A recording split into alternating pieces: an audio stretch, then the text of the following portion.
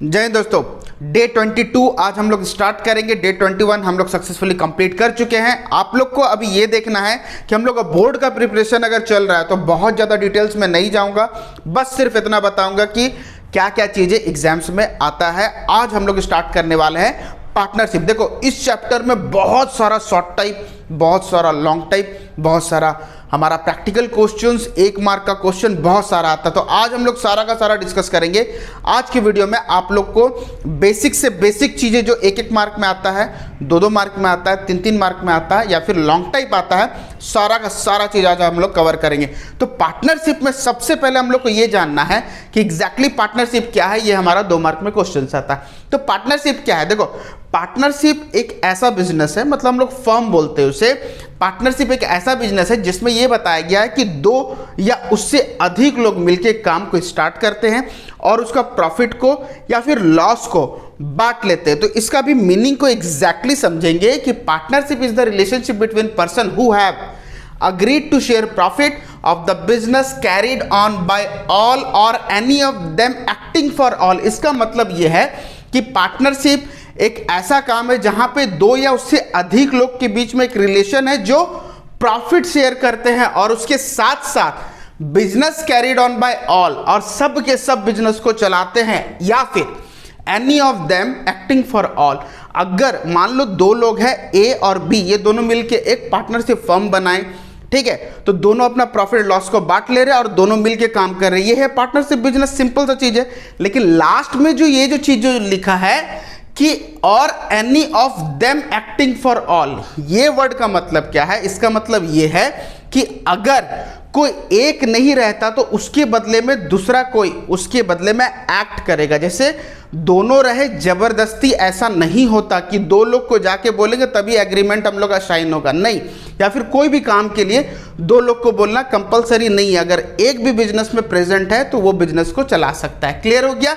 तो यहाँ पे पार्टनरशिप का मतलब समझ में आ गया। अब देखते हैं उसका इंपॉर्टेंट क्वेश्चन जो हम लोग का 3 मार्क्स में आता है। इसका 3 पॉइंट फीचर। देखो फीचर्स क्या क्या है, इसको हम लोग कैरेक्टरिस्टिक्स भी बोलते हैं, एग्जाम्स में आता है। तो सबसे पहला हमारा क्या दिया गया है? 2 और मोर पर्सन। 2 और मोर पर्सन में मतलब अभी बताया ना, पार्टनरशिप में 2 या उससे अधिक लोग होना चाहिए। तो 2 से कितना तक होना चाहिए अभी हम लोग समझेंगे। 2013 एक्ट 1 मार्क में आता है, याद रखना। 2013 एक्ट में 2 से 100 लोग तक यहाँ पे पार्टनरशिप में मेंबर हो सकते हैं, मतलब पार्टनर्स हो सकते हैं 2 से 100 तक। 2013 में 2014 जब अमेंडमेंट आ गया उसके बाद अगर हम लोग देखेंगे तो 2 से 50 तक रह सकते हैं, उससे ज़्यादा नहीं रह सकते। क्लियर हो रहा है? लेकिन और एक चीज़ आप लोग पेन कॉपी निकालो, नोट डाउन करो। अगर यही चीज़ बैंकिंग बिजनेस में आ जाए ना तो 2 से लेके 10 तक है, उससे ज़्यादा नहीं है। क्लियर हो रहा है? अब हम लोग को ये देखना है कि ये जो 2 या 2 से अधिक लोग जो होंगे वो किस टाइप के नहीं होना चाहिए। सबसे पहला, अनसाउंड माइंड नहीं होना चाहिए, मतलब एड़ा नहीं होना चाहिए, मतलब दिमागी संतुलन उसका खराब नहीं होना चाहिए। माइनर नहीं होना चाहिए, माइनर मतलब जिसका एज ऑफ मैच्योरिटी नहीं है, मतलब 18 साल से कम। और तीसरा, डिस्क्वालिफाइड बाय लॉ, मतलब कोई क्रिमिनल नहीं होना चाहिए। समझ में आया ना? तो ये 3 लोग आपके पार्टनर्स नहीं हो सकते। हाँ, एक प्रोविजन है माइनर के लिए। माइनर के लिए प्रोविजन क्या है कि अगर हम लोग के बिजनेस में, हम लोग का पार्टनरशिप फर्म में मान लो 6 मेंबर है और 6 का 6 मेंबर चाहता है कि हमारे बिजनेस में एक माइनर पार्टनर आना चाहिए, तब ले सकते हैं, नहीं तो उसका पहले हम लोग नहीं ले सकते। अगर एक भी मेंबर मना कर दिया कि हमारे बिजनेस में कोई भी माइनर पार्टनर नहीं आएगा तो हम लोग नहीं लेंगे। तो सभी का सहमति से माइनर को हम लोग ले सकते हैं, नहीं तो अदरवाइज हम लोग का माइनर नहीं होगा। उसके बाद जो हमारा पॉइंट आता है एग्रीमेंट। देखो एग्रीमेंट जो है, एग्रीमेंट का मतलब यहाँ पे डीड बोला जा रहा है। तो जितने भी पार्टनर्स लोग होंगे उन लोग के बीच में एग्रीमेंट साइन होगा कि क्या क्या चीज़ें बिजनेस में होंगे, क्या क्या चीज़ें बिजनेस में नहीं होंगे।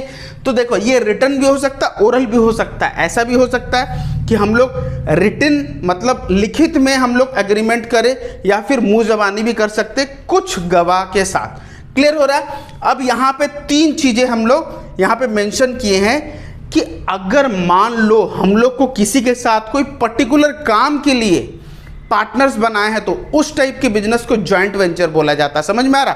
कोई भी पर्टिकुलर काम के लिए, मतलब मान लो कि हमारा इसमें एक्सपर्टीज नहीं है लेकिन हमारे पास पैसे बहुत ज़्यादा है, सामने वाला बिजनेस कुछ ऐसा, उसका एक्सपर्टीज बहुत ज़्यादा है लेकिन उसके पास क्या है, पैसे कम हैं, तो हम लोग मिल के काम कर ले कि हाँ ये प्रोजेक्ट में हम लोग एक साथ काम कर लेते, उसे हम लोग क्या बोलते हैं, जॉइंट वेंचर।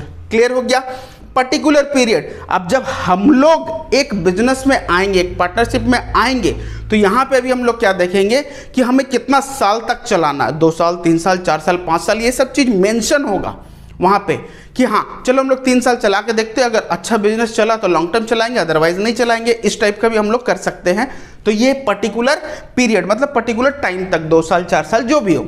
उसके बाद विल, एट विल, जब तक हमारा इच्छा तब तक चलाएंगे, उसके बाद बिजनेस को बंद कर देंगे, इसे हम लोग बोलते हैं एट विल। उसके बाद आता है हमारा point 3, lawful business. Lawful business क्या है? अब सिंपल सा चीज है, हमारा ऑब्जेक्ट जो है ना, इस बिजनेस में हम लोग क्या करेंगे, इस बिजनेस में हम लोग हो सकता है मोबाइल बेचेंगे, हो सकता है माइक बेचेंगे, हो सकता है टी शर्ट बेचेंगे, हो सकता है कुछ भी।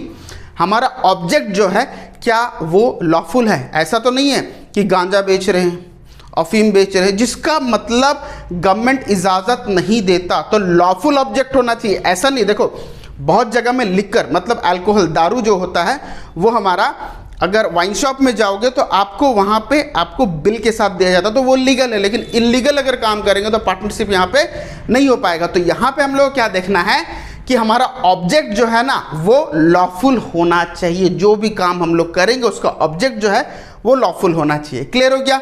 उसके बाद प्रॉफिट शेयरिंग रेशियो, देखो प्रॉफिट शेयरिंग, सॉरी रेशियो नहीं, प्रॉफिट शेयरिंग। प्रॉफिट शेयरिंग हमारा क्या है कि बिजनेस में जो भी प्रॉफिट होगा वो हम लोग पार्टनर से लोग मिल के बांट लेंगे। लेकिन सिर्फ प्रॉफिट नहीं, प्रॉफिट के साथ लॉस भी बांटना पड़ेगा। सिर्फ एक कंडीशन है, देखो यहां पे मैं लिख दिया हूं, पार्टनर इन प्रॉफिट ओनली। एक पार्टनर ऐसा भी आएगा जो सिर्फ और सिर्फ प्रॉफिट के लिए बिजनेस में है, तो उस टाइप का पार्टनर जो होगा ना वो सिर्फ प्रॉफिट होगा तो ही लेगा, वो लॉस नहीं सहेगा। समझ में आ रहा? अगर बिजनेस में अगर लॉस होता है तो सभी का कैपिटल कम होना चाहिए, उसका कम नहीं होगा। वो प्रॉफिट के लिए ही बिजनेस में आया और जब प्रॉफिट होगा वो प्रॉफिट लेगा, लॉस को नहीं सहेगा। अदरवाइज प्रॉफिट और लॉस जो है बाकी सब पार्टनर जैसे जैसे रेशियो में उन लोग अग्री किए हैं कि हमारा कैसे मिलेगा। अभी मैं डीड बताऊंगा, उसमें इजीली समझ में आ जाएगा ये चीज़ें कि किस हिसाब से प्रॉफिट बढ़ता है। अगर प्रॉफिट बढ़ेगा तो लॉस भी बढ़ेगा, बस सिर्फ एक ही पार्टनर ऐसा है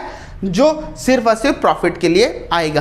क्लियर। उसके बाद आता है म्यूचुअल बिजनेस। देखो अभी मैंने यहाँ पे बताया ना कि any of them acting for all, इसे याद रखोगे, 1 मार्क में आता है।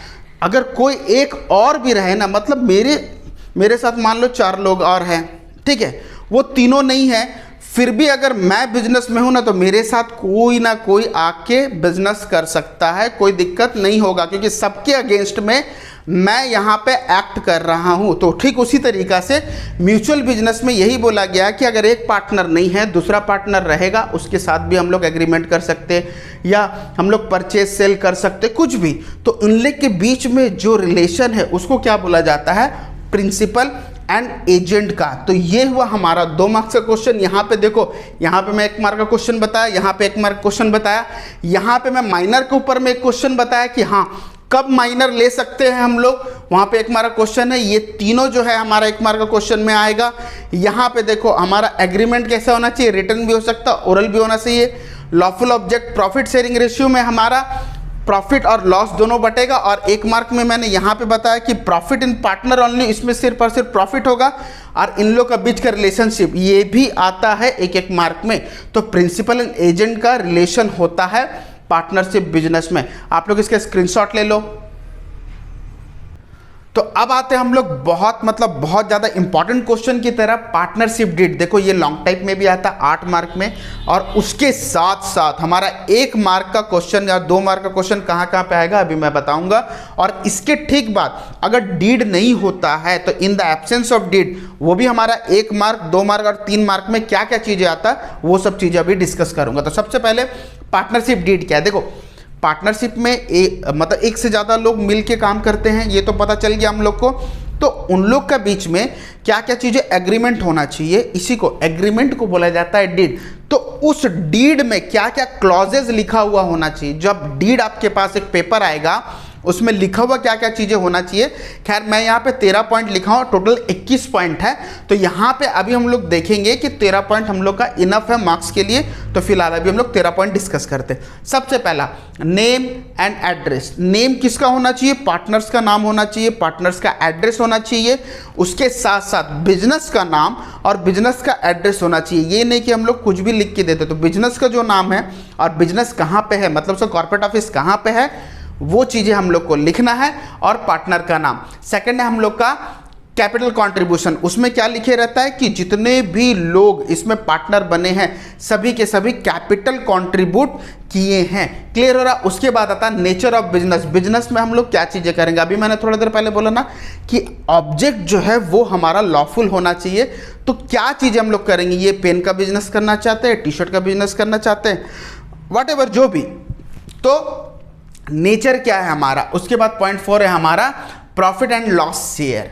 अभी मैंने बताया कि बिजनेस में प्रॉफिट भी हो सकता है, लॉस भी हो सकता है, तो वो सब में बटेगा कैसा। तो इसी तरीक़ा से हम लोग को देखना है कि प्रॉफिट एंड लॉस कैसे हम लोग बांटते हैं, वो चीज़ हम लोग को यहाँ पे पहले मेंशन हो सकता है। लेकिन मान लो 3 पार्टनर है, 4 पार्टनर है, सबको इक्वल बांटना है। जैसे मान लो 2000 रुपया है, ठीक है, 2 लोग को बांटना है। अगर इक्वल हो गया तो 1:1 हम लोग पढ़े हैं ये सब चीज़ें, या 1:2 में बांटना है, या 1:3 में बांटना है, या 2:3 में बांटना है। जैसा भी रेशियो हम लोग बना सकते हैं, ये डीड के अकॉर्डिंग होना चाहिए। ऐसा नहीं कि अपना मन से कुछ भी कर ले। सभी के सहमति से हम लोग एग्रीमेंट में लिखेंगे कि सभी पार्टनर को किस किस हिसाब से प्रॉफिट एंड लॉस का शेयरिंग मिलेगा। क्लियर हो गया? पॉइंट 4 हमारा कंप्लीट। पॉइंट 5 आता है हमारा सैलरी, इंटरेस्ट, कमीशन। तो देखो यहाँ पे अगर कोई पार्टनर ऐसा है जो सैलरी का हकदार है, इंटरेस्ट का हकदार है, कमीशन का हकदार है, तो क्या उसे मिलना चाहिए? अब सिंपल सा बात है सर, यहाँ पे जो हमारा ये बिजनेस है, क्या हम अपने बिजनेस से सैलरी ले सकते?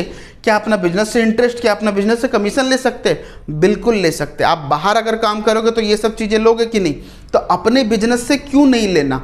लेना पड़ेगा। सपोज मान लो ये फैन, ठीक है, ये फैन खराब हो गया, आप लोग क्या करोगे? बाहर से कोई भी एक मैकेनिक को बुलाओगे और बनवा दोगे, उसे तो पैसे दोगे ना। लेकिन मुझे आता है ये काम और इस बिजनेस में मैं पार्टनर हूँ, तो अगर मैं बना के दूं तो क्या ये पैसे मुझे मिलने चाहिए कि नहीं मिलने चाहिए? अगर मिलने चाहिए तो ऑब्वियसली यहाँ पे सैलरी, इंटरेस्ट, कमीशन जो है वो पार्टनर को मिलेगा कि नहीं मिलेगा। क्लियर हुआ?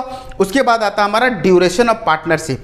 अभी मैंने थोड़ी देर पहले बताया ना कि एट विल या फिर हम लोग पर्टिकुलर पीरियड तक हम लोग पार्टनरशिप चला सकते हैं। तो यहाँ पे हम लोग का क्या लिखा गया है? कितने साल तक हम लोग पार्टनरशिप को चलाना चाहते हैं।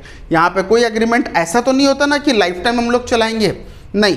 2 साल, 4 साल, 5 साल, 6 साल, जितना लिखना है लिखो, या 1 साल, हम लोग उस बेसिस पे हम लोग का पार्टनरशिप का ड्यूरेशन होता है। अगर बिजनेस सक्सेसफुल चल रहा है हम लोग बढ़ाते जाएंगे टेन्योर, उससे कुछ लेना देना नहीं है। लेकिन यहाँ पे ड्यूरेशन लिखना बहुत ज़्यादा ज़रूरी है कि कितना साल तक हम लोग पार्टनरशिप करना चाहते हैं। क्लियर हो गया?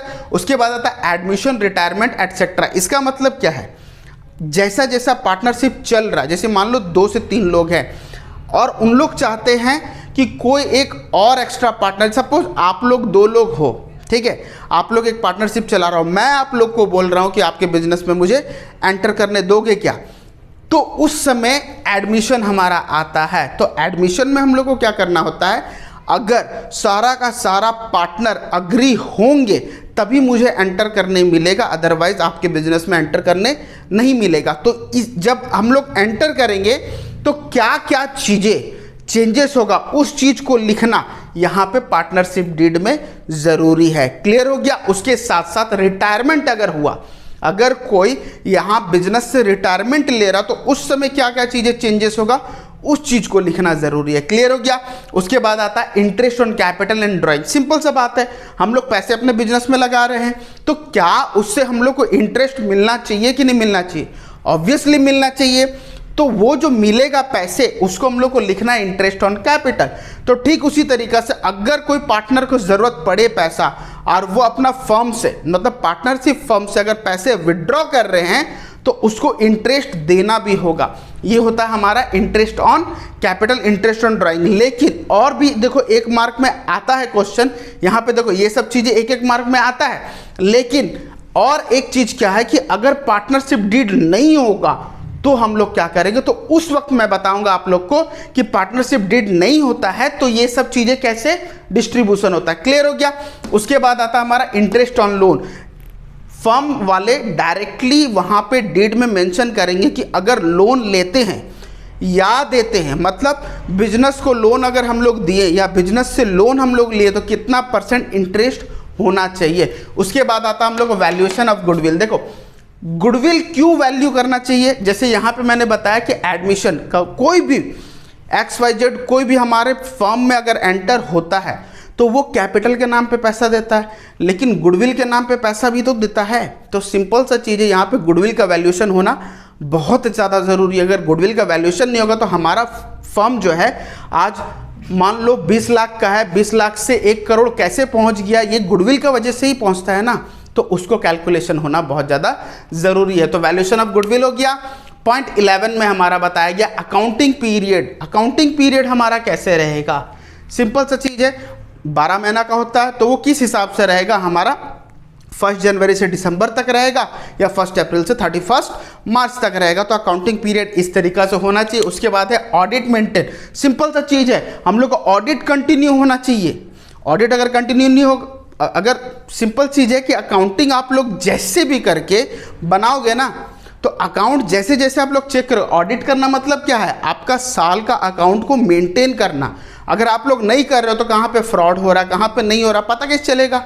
तो यहाँ पे हम लोग को ऑडिट मेंटेन जरूर करें। उसके बाद आता सबसे इंपॉर्टेंट पॉइंट है आर्बिट्रेशन क्लॉज। इसमें क्या बताया गया है कि हम लोग एक जजमेंट पर्सन रखें। सिंपल सा चीज़ है, 2 4 5 10 जितने भी मेंबर्स हैं, मतलब पार्टनरशिप में जितने भी पार्टनर हैं, उन लोग का डिसीजन मेकिंग में कन्फ्लिक्ट तो हो ही सकता है। कन्फ्लिक्ट का मतलब ये हो गया कि अनबन तो हो ही सकता है कि सभी को लगे कि नहीं ये डिसीजन बेटर है, ये डिसीजन बेटर है, लेकिन कुछ ऐसा काम हो गया जो एग्जैक्टली अगेंस्ट लॉ हो, अगेंस्ट डीड हो, तो उस समय तो झगड़ा होगा ना। तो उस समय ये बताने वाला कौन होगा कि कौन गलत है कौन सही है। तो एक जजमेंट पर्सन को हम लोग रखें जिसको हम लोग बोलते हैं आर्बिट्रेशन क्लॉज। तो यहाँ पे हम लोग का बहुत सारा एक एक मार्क का आएगा। पेन कॉपी में लिखते रहो, जो जो चीज़ बोल रहा हूँ ना रिपीट मोड में देखो, 1 मार्क 2 मार्क यहाँ से आएगा। और ये लॉन्ग टाइप भी आता है, और जो भी चीज़ मैं बोला हूँ उस सबको नोट डाउन करके रखो। पहले आप लोग इसका स्क्रीनशॉट ले लो। अब यहाँ पे हम लोग को देखना है, देखो in the absence of partnership deed, जैसे मैंने अभी बताया ना कि सबके बीच में क्या डीड एग्रीमेंट होता है। तो सिंपल सा बात है, अगर एग्रीमेंट नहीं हुए रहेगा तब क्या करेंगे। तो इससे पहले देखो, अगर आप लोग को वीडियो अच्छा लग रहा हो तो प्लीज़ आप लोग लाइक कीजिएगा, जो नए हैं सब्सक्राइब करके जाना। और हाँ, अपने दोस्तों के साथ ये सीरीज़ ना पूरा का पूरा शेयर करो उड़ीसा बोर्ड वालों, ताकि ज़्यादा से ज़्यादा लोग इसका बेनिफिट ले पाए। और कमेंट में अपना फीडबैक देना बिल्कुल भी ना भूलना। तो यहाँ पे अभी हम लोग को क्या देखना है, in the absence of partnership deed, अगर पार्टनरशिप डीड नहीं बने रहे पार्टनर लोग के बीच में, एक पार्टनरशिप में अगर डीड ना रहे तो क्या होगा। देखो इसका एक लॉन्ग और पूरा डिस्क्रिप्टिव वीडियो जो सिर्फ इसी के ऊपर बना हुआ है, आप लोग का आई बटन पे ब्लिंक होता होगा या फिर डिस्क्रिप्शन में मैं डाल दूंगा, तो आप लोग याद रखना, उसे भी देख लेना, तो ज़्यादा अच्छे से क्लियर वहाँ पे हो जाएगा। तो यहाँ पे in the absence of partnership deed में सबसे पहले हम लोग को ये देखना प्रॉफिट शेयरिंग रेशियो क्या होगा। देखो प्रॉफिट शेयरिंग रेशियो क्या होगा, उसमें जैसे मैं बताया था ना, एक एग्रीड वैल्यूएशन होता है, 2:1, 1:1, 2:3, जो भी मतलब एग्रीमेंट में जो भी चीज़ लिखा होगा उसी के हिसाब से बटेगा। यहाँ पे कुछ भी हो जाए, कोई भी पार्टनर जितना भी कैपिटल लगाए रहे, यहाँ पे 1:1 ही रहेगा और कुछ नहीं, मतलब सबको इक्वल डिस्ट्रीब्यूशन होगा। क्लियर हो रहा है, सबको क्या होगा, इक्वल डिस्ट्रीब्यूशन प्रॉफिट मिलेगा या फिर लॉस मिलेगा। सैलरी और कमीशन नहीं मिलेगा, कुछ भी कर लो, अगर आपका सैलरी बनता है कमीशन बनता है, अगर डीड नहीं हुआ है तो ये वाला पार्ट जो है आपको नहीं मिलेगा। ये सब 1 मार्क में आता है, ठीक है। आप लोग को ध्यान से इस चीज को नोट डाउन करना है। इंटरेस्ट ऑन कैपिटल यहाँ पे नहीं मिलेगा, जितने भी पार्टनर हैं उन लोग को कैपिटल के ऊपर में इंटरेस्ट नहीं मिलेगा, और जो हम लोग यहाँ पे विड्रॉ किए रहते हैं पैसा, उसके ऊपर हम लोग को ड्राइंग में भी पैसा नहीं देना पड़ेगा। तो ये दोनों चीज़ें हम लोग को नहीं मिलेगा। उसके बाद आता है हम लोग का इंटरेस्ट ऑन लोन। हमेशा याद रखना, अगर डीड नहीं है, एब्सेंस ऑफ डीड अगर है, तो सिंपल सा बात है, यहाँ पे पर एनम जो है 6% का इंटरेस्ट लगेगा लोन के ऊपर। क्लियर हो गया। उसके बाद है एडमिशन और रिटायरमेंट ऑफ पार्टनर। अब देखो, इसका पहले मैंने क्या बताया था डीड में कि अगर एडमिट करते तो क्या क्या चीज़ें चेंजेस होता है, और कोई रिटायरमेंट लेता है तो क्या क्या चीज़ें चेंजेस होता है। लेकिन अगर यहाँ पे डीड अगर नहीं है तो यहाँ पे जितने भी पार्टनर्स है, अगर उन लोग जब तक हाँ नहीं बोलेंगे तब तक कोई भी एडमिट नहीं होगा या तब तक कोई भी रिटायरमेंट नहीं ले सकता। सेकेंडरी चीज़ हमारा डेथ ऑफ पार्टनर, अगर कोई मर जाता है तो उस समय क्या होगा कि अगर एब्सेंस है मतलब डीड नहीं बना है तो यहाँ पे पार्टनरशिप पूरा का पूरा बंद करना पड़ेगा। अगर फिर भी अगर जो एग्जिस्टिंग पार्टनर लोग चलाना चाहते हैं तो पूरा का पूरा बंद करके फिर नया से पार्टनरशिप फॉर्म खोलना पड़ेगा। तो ये चीज़ें है, अगर पार्टनरशिप डीड हम लोग का नहीं होता, एग्रीमेंट अगर पार्टनर्स के बीच में नहीं होता तो ये सारा क्लॉजेज हम लोग को देखना होता है। इसका आप लोग स्क्रीनशॉट ले लो। अब यहां पे भी हमारा 1 मार्क 2 मार्क आता है लाइबिलिटी ऑफ पार्टनर। देखो ये 2 पॉइंट हम लोग के लिए बहुत इंपॉर्टेंट है, 1 मार्क 2 मार्क में आप लोग का आएगा।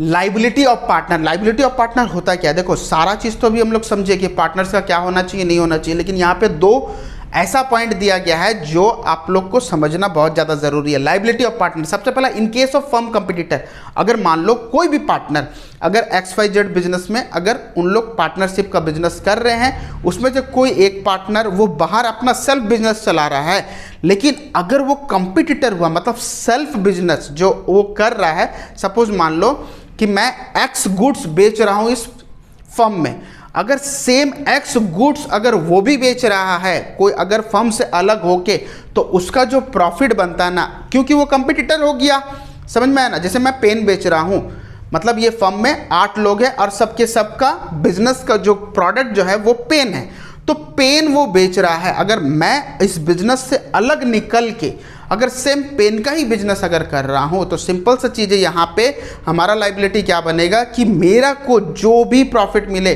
वो अपने एग्जिस्टिंग पार्टनर मतलब यहाँ के जो बिजनेस वाले हैं उन लोग के साथ भी शेयर करना पड़ेगा। ये हुआ हमारा पॉइंट 1।